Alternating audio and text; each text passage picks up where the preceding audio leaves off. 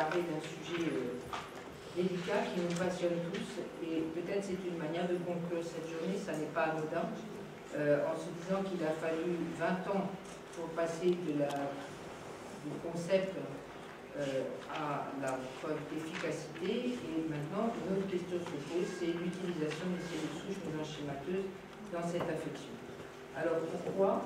nous n'avons pas eu aujourd'hui de plaque sur les mécanismes physiopathologiques de la sclérodermie systémique, mais très simplement une stimulation antigénique X ou Y que l'on retrouve toujours chez nos patients sur une prédisposition génétique qui n'est pas au premier plan, car sinon ça se saurait, qui va activer une lésion endothéliale, créer une lésion vasculaire et induire une réponse immunitaire prédominance T, mais à laquelle concourent également les cellules B pour activer le fibroblaste directement, la synthèse de collagène qui est à l'origine de cette fibrose qui induit une boucle et un cercle vicieux, puisque à nouveau la fibrose constituée va augmenter la lésion vasculaire et va augmenter l'inflammation. Et au milieu de ce beau schéma qui est en couleur, on voit que tous les éléments de la réponse immune sont mis en œuvre, et bien sûr un certain nombre de médiateurs, non seulement les cellules T, B, macrophages, dendritiques et les autres, mais cette libération cytokinique. Alors, dans l'approche bazooka, entre guillemets, que nous avons eue, qui est la remise à zéro de la réponse auto-immune ce matin par la pratique de l'autogreffe, on va voir qu'au fil des ans, on a mieux compris ce qu'on faisait et qu'il y a peut-être d'autres composants de la moelle osseuse qui peuvent nous permettre d'avoir une approche immunomodulatrice et immunosuppressive. J'ai emprunté, avec sa permission, ces plaques à Armando Gabrielli, qui a fait une remarquable revue dans le New England il y a 5 ans sur les mécanismes physiopathologiques de la sclérodermie, tout simplement parce qu'il était venu nous parler l'année dernière au GFRS, et que par ces petits schémas, on comprend mieux ce que j'ai mis longtemps à comprendre, mais merci aux immunologistes, à Karinta, à Antoine Toubert et à toutes les plateformes qui nous éduquent, comment cette libération cytokinique et ces intermédiaires entre la cellule et le tissu vont interagir et comment est complexe l'approche, non seulement l'approche de la compréhension, mais aussi après l'approche thérapeutique. Et finalement, c'est la casuistique, comment on va démontrer qu'on a raison. Donc si on prend les acteurs un par un, eh bien oui, dans cette mise en jeu de l'auto-immunité au cours de la sclérodermie, on a une participation d'immunité innée, mais avec une signature, et on a aussi une signature interféron qui est majeure et qui prend une place de plus en plus importante. Et vous verrez, parce que les papiers vont sortir, qu'après greffe de moelle, eh bien cette signature interféron va disparaître, et ça c'est montré non pas en périphérie mais au niveau des tissus histologiques, et que là il y a une piste de réflexion qui est extrêmement importante pour nous. On a vu ces belles études GWAS, on a vu comment c'est lourd de faire toutes ces démonstrations, mais c'est là, je vois Laurence Michel au fond de la salle et les plateformes génomiques, que se situe l'affinage de cette compréhension physiopathologique. Et puis il y a une part d'immunité adaptative, bien sûr, avec un rôle clé des autres médiateurs, et puis les auto-anticorps. Alors ça, c'est un premier concept, on ne peut pas le détailler, mais qui est extrêmement important à garder en mémoire en se disant, finalement, la sclérodermie, on n'a pas la clé du mécanisme déclenchant, mais on sait qu'on a tous ces acteurs qui sont intriqués. Deuxième grand concept qui est majeur, Luc Mouton l'a éludé ce matin en disant qu'on avait, au fil des années, compris le déterminisme génétique des maladies auto-immunes, et puis finalement on est passé du Moyen-Âge, quand j'ai appris la médecine avec un certain nombre ici,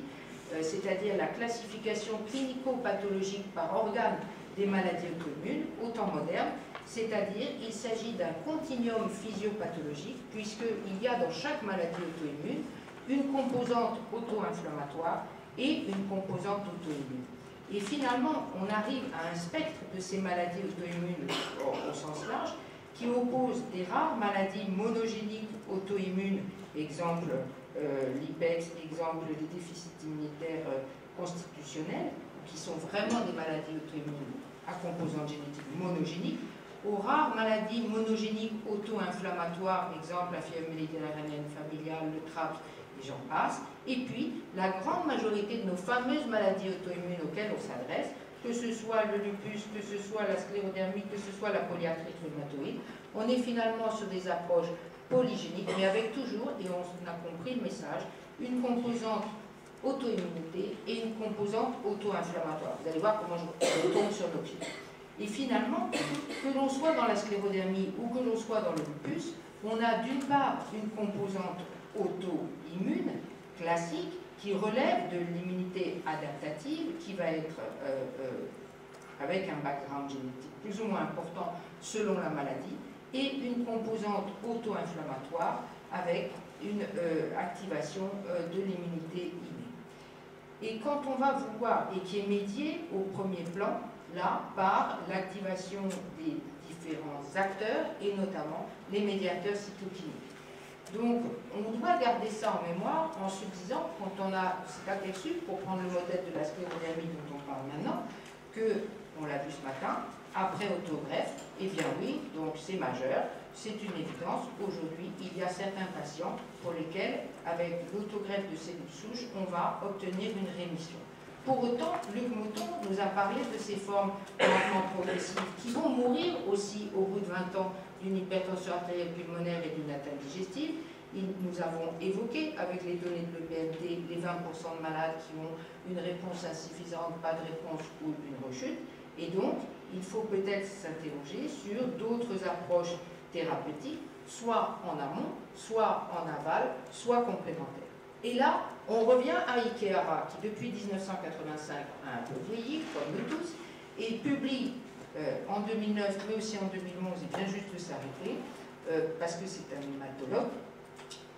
nous explique toute sa réflexion et dissèque plus avant le mécanisme et nous propose un nouveau concept pour les maladies auto-immunes en disant, eh bien oui, on a la cellule souche embryonique qui va donner naissance aux cellules souches hématopoïétiques qui vont dériver vers des maladies du système hématopoïétique et au sein desquelles soit l'aplasie, soit des maladies monoclonales avec les syndromes prolifératifs, leucémie et myélome prolifératif, soit des maladies liées à une anomalie polyclonale de la cellule souche hématopoïétique qui vont donner les maladies auto-immunes, acte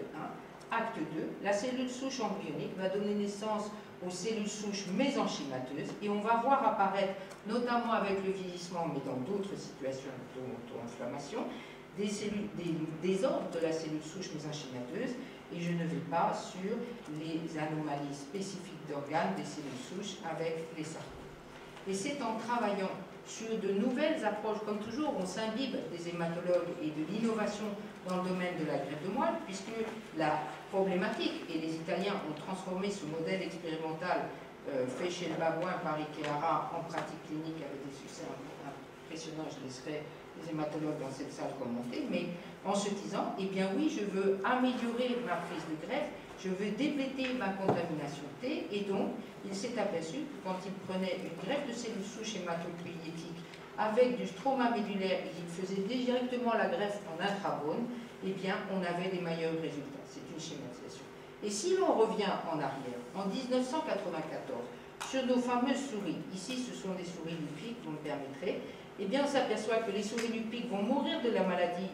témoin. Si on leur fait une greffe de moelle hématopoïétique stem cell, elles vont doubler leur survie. Mais si on fait une greffe de moelle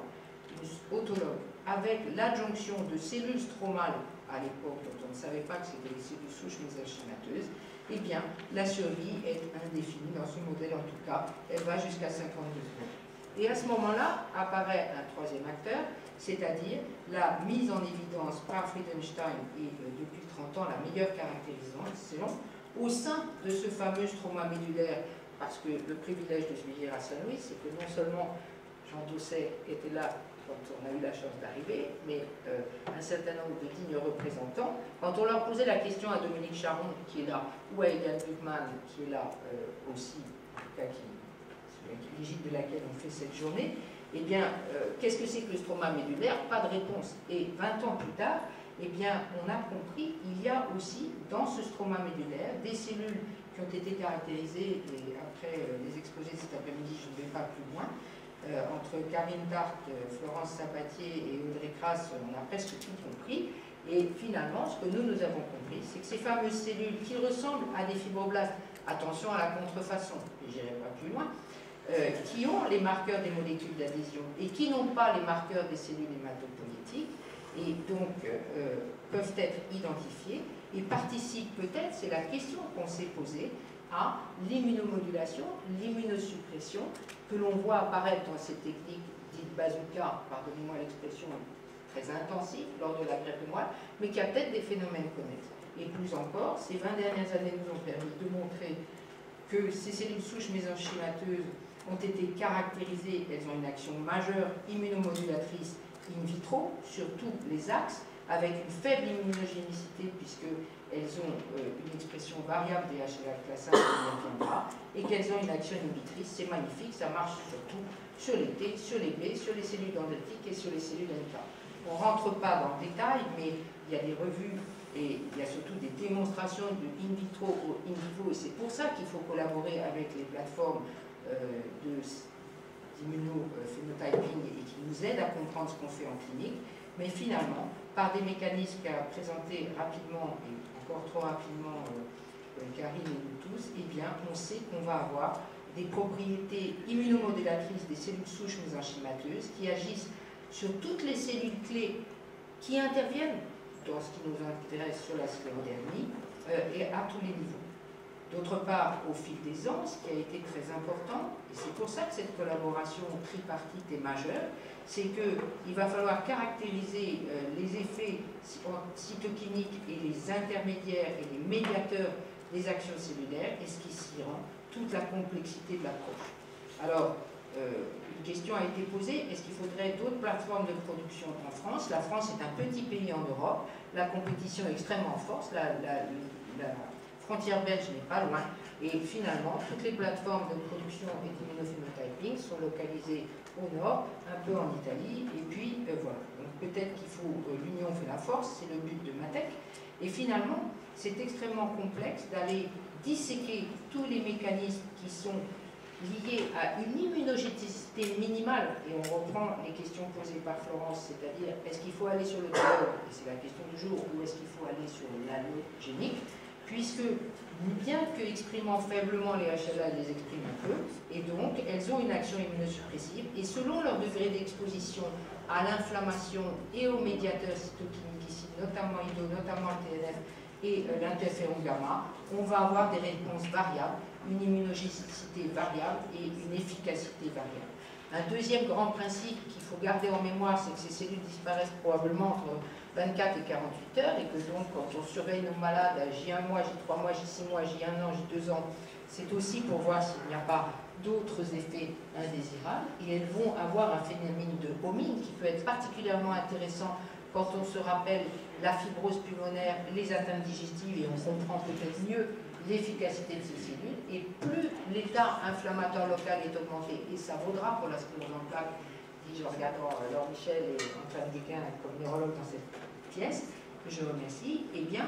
c'est pour ça que cette approche d'utiliser les cellules souches mésenchymateuses a été proposée dans différentes maladies. Aujourd'hui, et je vais tenir le temps, dans la sclérodermie systémique, faut-il une approche autologue? Eh bien, merci Jérôme, merci Antoine Joubert, merci tous ceux qui ont participé à ça. Au Moyen-Âge, quand on a commencé les autogreffes de moelle, merci la NSM dans sa grande rigueur, elle nous a demandé de faire des myélogrammes. Et donc, comme on n'est pas idiot, on a gardé les moelles et on les a analysés. Et donc, on a commencé à regarder si quand on a compris et caractérisé les cellules souches mésenchymateuses, si ces cellules souches mésenchymateuses, pardonne-moi d'ajouter un peu de vent contraire à ton élégante présentation, eh bien, mais ce n'est pas la même population cellulaire à laquelle on s'adresse, je fais court, elles ont une sénescence précoce et marquée, elles ont une cogénogénicité diminuée, elles ont un indice de prolifération lymphocytaire T diminué, et finalement, est-ce que ce sont les bonnes cellules à utiliser? Mais quand on se replace 10 ans en arrière, la règle, attention à l'allogénique, donc il faut aller à l'autologue. Mais quand même, nos amis italiens avaient analysé 14 patients. Encore les Italiens, la régulation est moins dure. Et puis, avec l'équipe de Jérôme et les Suisses à l'époque, on était encore copains, on a pu analyser 21 patients et on a publié en anglais, donc c'est vrai, que ces cellules, des cellules souches mésenchymateuses des patients sclérodermiques, avaient un phénotype normale, une inhibition des proliférations et de différencier une capacité d'inhibition de la CML qui était normale et un support d'hématopoïésis normal. Donc, finalement, logiquement, on a proposé un PHRC en disant, parce qu'on savait que la NSM allait dire non, non, non, parce que c'est toujours non, eh bien, mais parfois c'est oui, et on les remercie, s'ils sont dans cette pièce. Et donc, on a proposé une première approche autologue en se disant ça va mieux être financé. Ben, ils nous ont dit non. Merci de nous avoir dit non, parce que pendant ce temps-là, on a réfléchi, on a progressé. Et les amis italiens, eux, qui n'ont pas d'ANSM, ça peut exister en Italie, analogue, ont publié les premiers, un patient sclérodermique qui avait reçu des cellules souches mésenchymateuses allogéniques, puis un deuxième qui avait reçu des cellules autologues, mais c'était en anglais, c'était vrai, et c'était dans Leukemia. Vous voyez que ce soit, c'est pas un rêve, cette image de nécrose extrêmement avancée qui donnait quelques bons résultats dans l'immédiat. C'est pas sur un patient qu'on peut construire un raisonnement, mais parallèlement, la recherche expérimentale progressait et un certain nombre de données, donc là je vous détaille, on n'a pas le temps, mais les résultats in vitro de l'analyse de ces cellules souches mésenchymateuses et de leurs propriétés immunorégulatrices, et effectivement, bien qu'elles soient sénescentes, donc c'est jamais ou tout blanc ou tout noir, elles ont une induction normale des cellules terrestres, donc Florence, tu as peut-être raison aussi, et donc c'est pas si simple. Pour autant, là, c'est ce qu'on avait publié, que je viens de vous citer, on voyait qu'elles avaient une action inhibitrice correcte, et donc elles inhibaient la matrice collagène avec Franck Verrecchia sur des latrices à collagène in vitro, donc on pensait pouvoir avancer. Et puis, finalement, si on résume notre pensée, ou ce qu'on avait réussi à mettre tous ensemble en œuvre, on avait des bénéfices à utiliser l'autologue parce qu'elles sont HLA2 négatives, parce qu'elles ont une activité immunosuppressive et que c'est facile de les prévenir. Mais finalement, eh bien, quand même, quand les données s'accumulent de l'homme à la meilleure caractérisation des CSM, il y a une sénescence, il y a une clogénicité diminuée, et surtout, Valérie Vanneau est encore dans cette pièce, je la remercie, elle a sauvé ce papier, et les cliniciens ont aussi beaucoup travaillé. On arrive, avec Laurence Michel et elle, à montrer qu'il y a une augmentation de l'expression du TGF,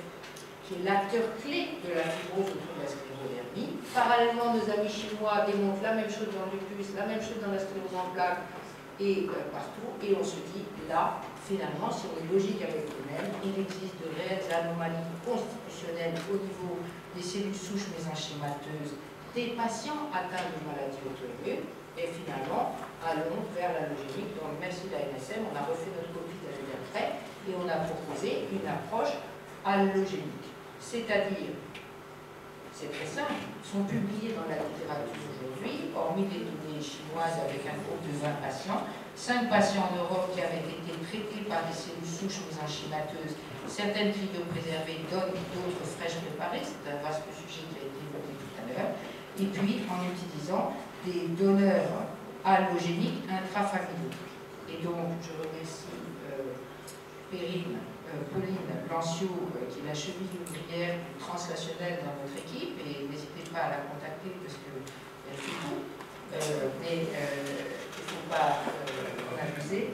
Elle a une efficacité et une disponibilité remarquable. Et donc,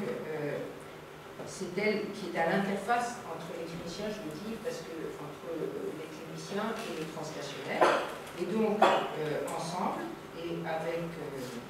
Audrey Kras, Jérôme Larguero et toute l'équipe, et aussi avec Issel, c'est pour ça que tout le monde était dans cette pièce aujourd'hui, on a réussi, et la DRC, à mettre en place un essai de phase 1-2 pour tester la faisabilité et la tolérance de l'administration des cellules souches mésenchymateuses allogéniques dans le traitement de la sclérodermie systémique sévère, rapidement progressive ou réfractaire au traitement par trèfle. Le temps est passé, on va vite à l'efficacité. Eh bien, oui, malgré une interruption du protocole pendant 8 mois à ma demande, parce que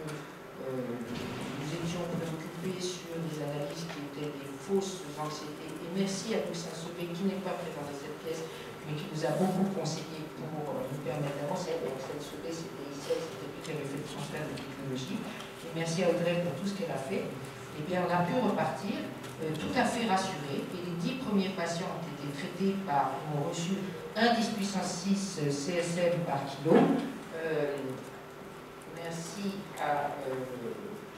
DRC qui nous a autorisé à passer à l'étape 2, qui est une dose supplémentaire, 3 10 puissance 6. La 12e patiente a été incluse. Il reste 8 patients à inclure et donc n'hésitez pas à contacter Pauline Mancio et surtout à présenter ces malades, comme l'a dit Grégory Punier, à la RCP Matec, parce que c'est bien sûr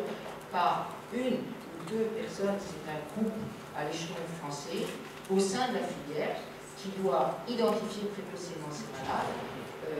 continuer à les suivre et référer, leur proposer des procédures de thérapie cellulaire, que ce soit l'utilisation de la fracture vasculaire stromale si ce sont les doigts ou les CSM. Mais c'est très important car nous sommes le seul essai en Europe et que là encore, on était le premier, mais si on va lentement, on va être 5e. Et donc, notre souhait, c'est qu'à l'issue de cette journée, et en lien avec les associations de patients, avec les experts, avec la filière, on puisse donner de l'information et d'une manière rationnelle proposer ces nouvelles approches. Alors cette plaque est une plaque de Chabanon dans le monde. On n'a pas tellement de temps à lire parce que les filles sont un peu occupées, mais enfin maintenant il y a la version tablette. Et la question du jour, mais ça sera pour la prochaine journée Matec, ce sera peut-être plus recherche avec un volant critique, c'est la marchandisation des greffes de cellules des tissus, mais je passe la parole à M. Bureau qui, grâce au DRCI, nous surveille et ce n'est pas ce qui nous menace. Juste pour conclure, comme ça il n'y aura pas de conclusion sur Matec, je voudrais vraiment vous remercier tous parce que ce n'est pas une personne, c'est vraiment un groupe et Mme Parquet l'a remarquablement illustré ce matin. Je pense que les interventions de cette journée, c'est le succès de chacun de ceux qui ont pris la parole pour préparer. Et puis la petite équipe derrière, Pauline, Elodie, Canet, le stagiaire tech, parce que comme on est une start-up, on n'est pas riche, donc eh bien, on a des stagiaires en intégration, et on les recrute. Grâce à Mme Sen, que je vois dans cette salle, notre banquière de la PHP, nos comptes sont contrôlés. Je passe la parole au modérateur et je vous remercie.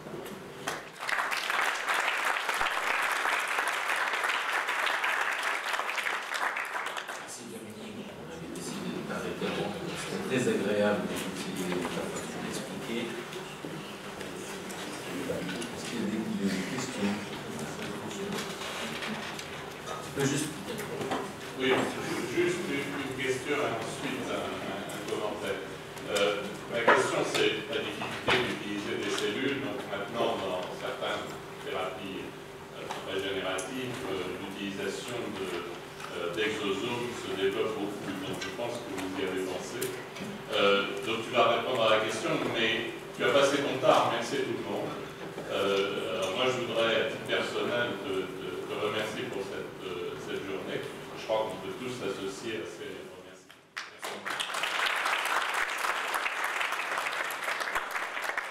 Bon, alors Audrey a dit non, des exosomes, c'est Audrey. Donc il y a 6 mois, Audrey venait me voir en me disant les exosomes. Je me dis, écoute, je veux bien, les exosomes, tu t'en occupes, mais nous, si on devient multitâche, on va faire trop mal. Donc aujourd'hui, bien sûr,